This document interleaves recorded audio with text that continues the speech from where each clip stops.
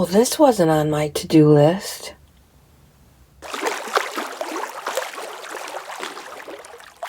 Hey, it's Care. Welcome to my take at the lake. So you know my friend Leanne, she brings me all kinds of stuff for my junk journaling adventures. And a few days ago, she brought me a huge book haul. So watch for some videos, multiple, because there's a lot of just really fun stuff. Her mom even is in. She's got her mom playing along now too. Her mom sent me a box of books. It was so cool. I think it was in her mom's box of books that these 3 little guides were in. And, oh, they're so cool. Look, when you go to your St. Vincent's or Goodwill or whatever garage sales, look for these, my first pocket guides. They're just little, but they've got fantastic pictures and little clip art, lots of fussy cutting options, great little field guides, beautiful pictures. It's by National Geographic, so it's quality photography and information. Anyway, she has a little nephew. I thought he was about 5 or 6, but he turns out he's 8. And I sent a picture of this back and I said, don't you think he'd like this? I think he'd like this. Boys like stuff like this. And she said, yeah, go ahead and keep it for me and I'll bring it back for him. Could you jazz it up a little bit? Now, this is National Geographic. I don't know what I could do to make this guide any better. So I said, no, I don't think I can. But then my mind got to turning. And she does so much for me. I thought, holy Hannah, how can I say no to that? So then I started with a field notes book to go with his, so I started with this and I did this, but then it morphed as things do. So as I was going through the rest of the books, of course, there are these other guides. Beautiful. Look at the birds. As much as I'd like to keep this one, if it's going to encourage him to be an explorer and appreciate nature and, recognize the critters in his backyard and maybe have some respect for nature and all those things. If we can foster those kind of things in him, I'll give up the book. There are other field guides out there. And then this beautiful one on fishing. Look at the cute little lures. Every page is it's the same lure, but it's cute. How to catch them, what they naturally eat. These are great guides. If someone takes him fishing, or maybe this will be the impetus for him to ask his dad to take him fishing. I don't know. But I think these are great for young people. So then I thought, well, I can't jazz up those books, but I can make a little field guide for him so he could take his own notes. So I thought I'd show you what I ended up with just in case you have some young people around. I know that I would have gone ape shit over this when I was 5, 6, 8. I remember being about his age and just being completely into dinosaurs and rocks.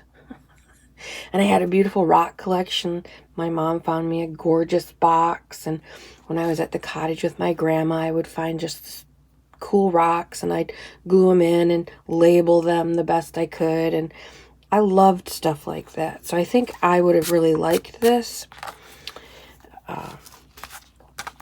Just jute, twine, closure.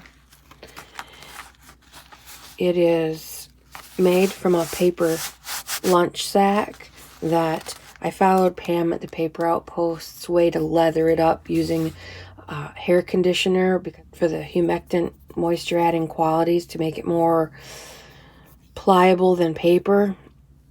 So I scrunched it all up, I inked it, and then I added some water and conditioner per the video, let it dry really well, and in each step I kept folding it back into a paper sack because I wanted that shape and function. Then when it was all dry from the conditioning treatment, I Mod Podged every inch of it. So you open it, and there's one signature that is inserted only traveler's notebook style. So when this gets filled up with scribbles and specimen ideas and notes and whatnot, he can just take this out. He could take it out to write into. That makes it easier to write in. And put another one in if he wants to do that. These are just coffee dyed papers from my stash. A little bit of map washi tape. His birth date. I thought it'd be fun for him to see his dates, his numbers throughout the book. So his birth date's all over the place just to make it his. So that just slips back in here.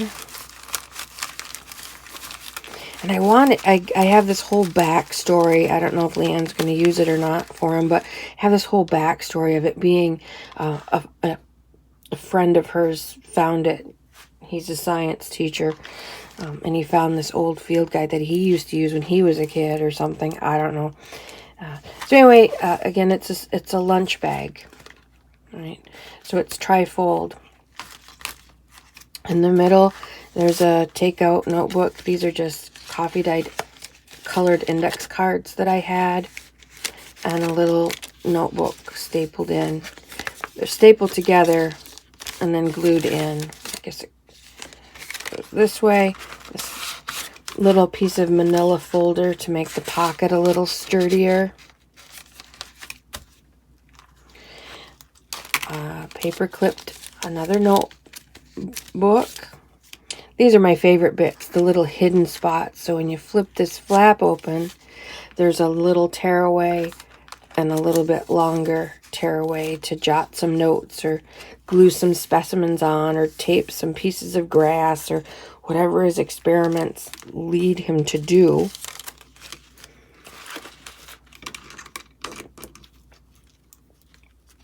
All just paper clipped in or clipped in so that he can take them in and out for ease of use.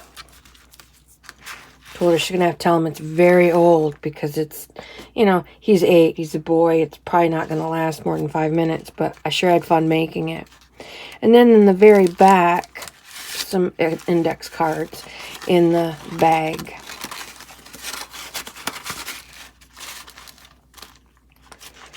And the bag is wide open, so you could put stuff down in this spot if you wanted to. I told her to get some of those pencils with the tree bark still on them.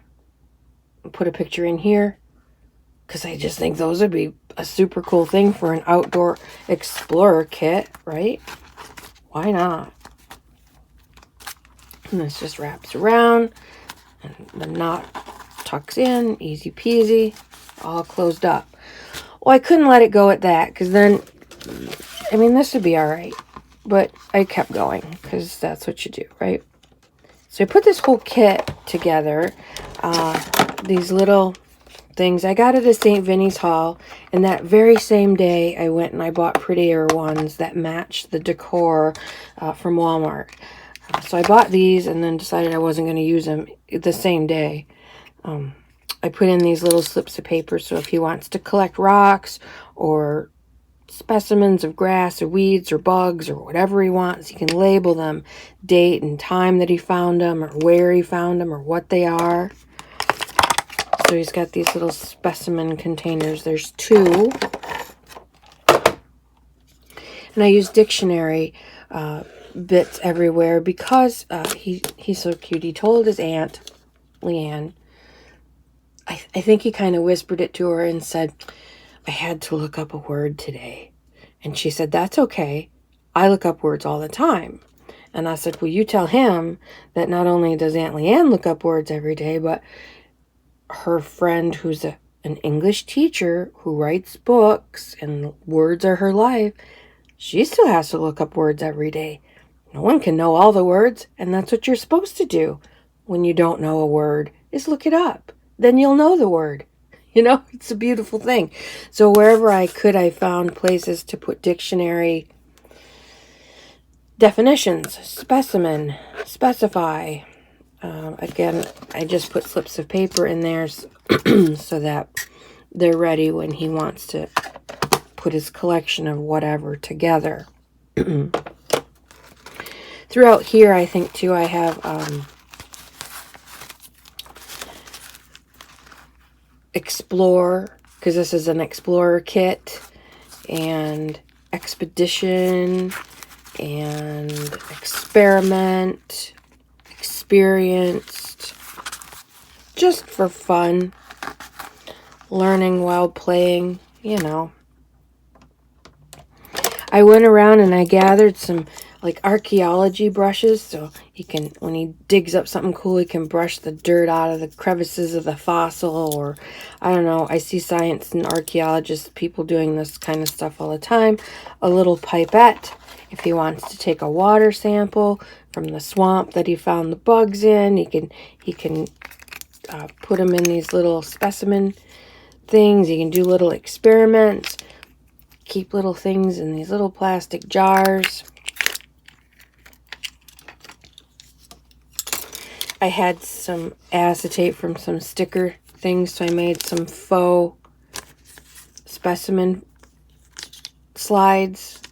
So if he wants to put a piece of grass or butterfly wings he finds, not destroys the butterfly to get them, but if he finds some wings every now and again, you could put them in between these faux specimen slides. And then finally made him 2 miniature file folders for his research notes. And then all of it just fits handy dandy in this little, so he can take his little field kit out into the field and do his research out in the field if he wants to. Mom contributed the bin for me. Like I said, I hope that we can get him those pencils because they'll fit perfectly right in here. These little jars fit right in there. And look, a DIY field kit. Now, once I had it all done, I was looking for something. I don't remember what I Googled. You know, it's creepy how Google listens to what you say. And DIY field kits came up. They're a thing. I could have just bought one or a kit to make them, but there's all kinds of ways to do a DIY explorer kit. I didn't know that until I was arse deep into it, but now I know. Anyway, just a fun little side project. Absolute procrastination, because I just kept futzing with it when I should have been cleaning the studio or should have been editing videos or, you know, doing something more productive. I was playing, building this kit. I hope that he has some fun with it. I know that, as a kid out at the cottage, I would have loved something like this. And it's a great project to do if you have little peeps. Encourage them to go outside. Encourage them to respect nature and understand how the habitats work and how important it is to keep them safe. And I don't know, pretty fun stuff. Little off the beaten path today, but that's what makes this fun, right?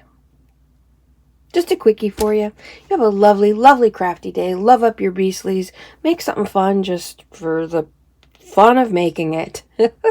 Not to sell, not to promote, not to go on social, just to have fun. You take care.